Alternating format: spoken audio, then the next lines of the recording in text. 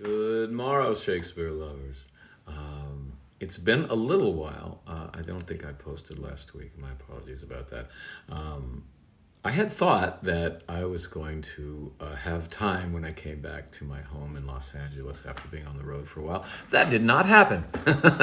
Life just came in a wonderful way. You know, I'm busy, but it's all good. I just didn't have time to come and prepare a new scene with you for you today. It's another short scene, and it's interesting. You know, we've been having a few short scenes in a row here, and what can be lost in this is the pace of the play. So these are little droplets. This is another very happy scene. This is just before the marriage of Romeo and Juliet. And these are little droplets of happiness that are being sprinkled in. They're just delightful, and they're not big dollops, you know. They're not extended scenes. They're just enough to charm the audience and make them fall in love with these characters. I just wanted to talk a little bit about the nurse and Friar Lawrence. You know, like arguably these two characters are getting Romeo and Juliet killed. They are facilitating them getting together. The nurse by carrying messages back and forth, and of course Friar Lawrence by actually marrying them. I'm sure if either one of them had 20/20 hindsight, they would have refused. But I think it's very important that these characters are not portrayed as fools. You can't know what's going to happen in the future. And I think one has to support love. Even in a violent town, that's hope, you know? And if these two young lovers are united, it might bring peace to Verona. You know, there's great reason to hope. It's just that I think that both characters, there are reasons people could make the mistake in playing them, of trying to play them as fools, and I think that's very dangerous.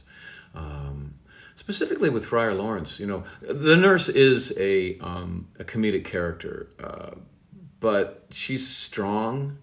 I think she's smart. I don't think she's educated, but who cares?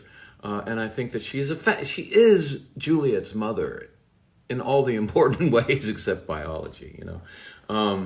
Friar Lawrence is a wonderful mentor to Romeo. And I think that, you know, it reflects well on Romeo. I've mentioned it before that he chooses a priest to be his mentor. Like he's not a gambler, you know. It's not a Henry V situation where you have a Falstaff as the mentor, like dragging him down into gambling and whoring and all of that. It's not an actor, you know, who's gonna like lead him into sketchy stuff.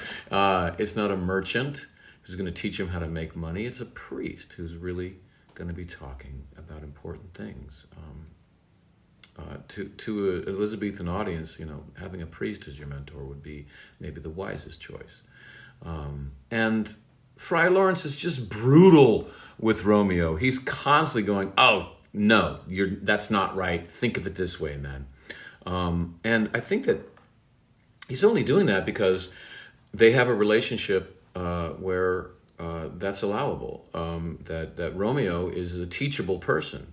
That he's not. Friar Lawrence is not afraid that Romeo is going to cut him off if he tells him what he doesn't want to hear. You know, Romeo can take the truth, and I think it speaks well of both of them. And I think that Friar Lawrence is a very wise man, and I think he should be played that way. Anyway, so it starts out, the friar just says, "So smile the heavens upon this holy act, that after hours with sorrow chide us not." Basically, it's nighttime.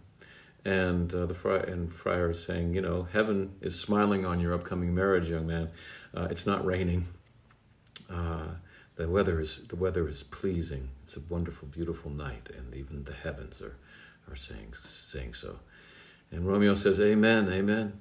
But come what sorrow can, it cannot countervail the exchange of joy that one short minute gives me in her sight. Do thou but close our hands with holy words, then love devouring death do what he dare. It is enough I may call her mine. That's a little foreshadowing. I think he's saying, I'll take some rain, I'll take whatever. It doesn't matter what comes. I just want Juliet. And Friar Lawrence gets a little brutal.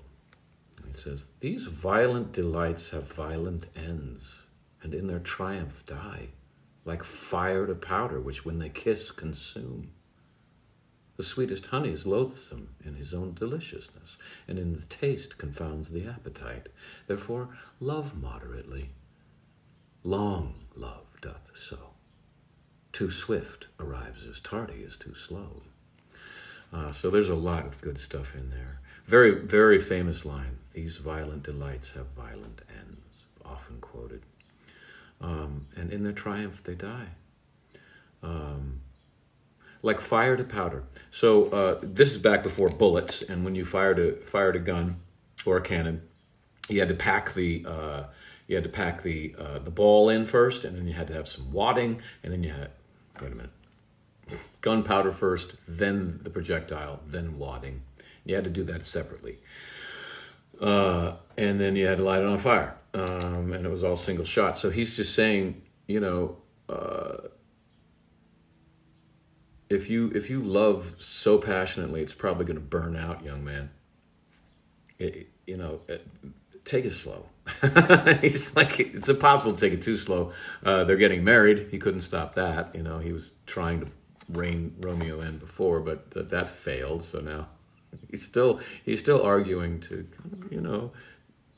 don't give over to the full fire of love. It might burn out like as quickly as firing a cannon.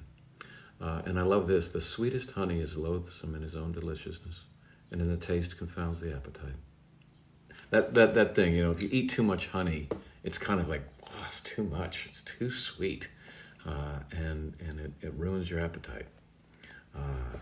Have you ever had baklava? You can only have one piece of that, man. Try 2 baklava. Ew, too much. And this beautiful line, therefore love moderately. Long love doth so.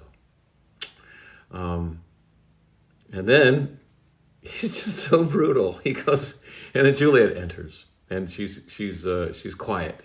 She's running, but she's not making a lot of noise. He says, "Here comes the lady. Oh, so light of foot will never wear out the everlasting flint." That's a reference to rain being able to decompose stone over time. And he's saying, so light of foot would, so your footsteps are softer than raindrops. That's what he's saying. A lover may bestride the gossamer that idles in the wanton summer air, and yet not fall. So light is vanity. So a gossamer is a spider web. A spider web that idles in the wanton summer air, the sensual summer air. So a lover could run along a spider web and yet not fall. So light is vanity. Vanity is an interesting word. It really is meaning transitory earthly love. But it does mean that, but the secondary meaning is kind of pejorative. It's kind of a little critique on the dangers of love. So Friar Lawrence just never passes up an opportunity to put it. He's not digging on love. He's just kind of trying to moderate them constantly in a humorous way. And then he says, Romeo shall thank thee. Good even. And Juliet says, good even to my ghostly confessor. Ghostly just means spiritual. Friar says, Romeo shall thank thee, daughter, for us both. Then Juliet says this wonderful thing. As much to him, else is his thanks too much. So she says, I'll give the same greeting to him, which is good even. No kissing, because else is his thanks too much. I don't want him to start macking on me, so I'm just going to say hi. I'm not going to kiss you right now.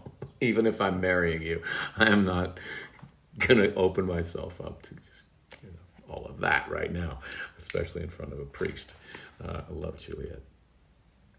And Romeo says, "Ah, Juliet, if the measure of thy joy be heaped like mine, and that thy skill be more to blaze in it, then sweeten with thy breath this neighbor air, and let rich music's tongue enfold the imagined happiness that both receive in either by this dear encounter." He's basically saying, tell me how happy you are to marry me. Blazon means to call out.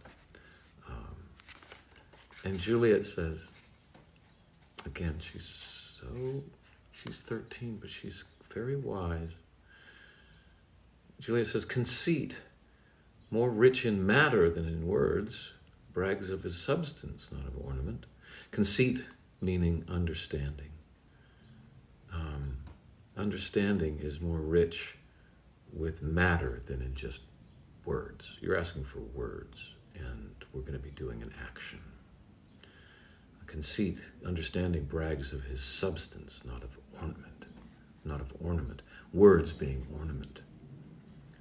She says, they are but beggars that can count their worth. But my true love has grown to such excess that I cannot sum of half my wealth.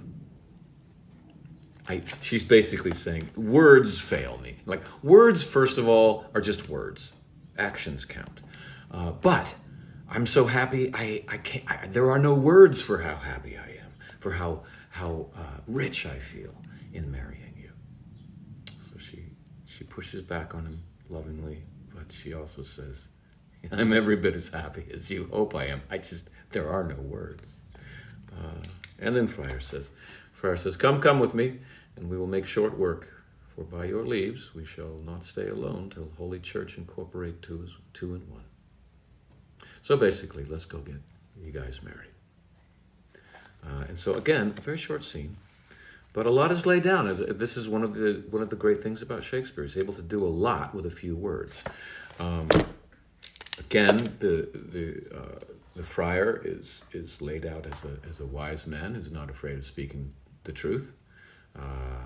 He is trying to keep them from fully giving over to the just spirals of passion. And Juliet is revealed to be a very smart 13-year-old, indeed. But the whole thing is just awash in love and hope for the future. And when next we meet, the wide, violent world is going to start pushing back.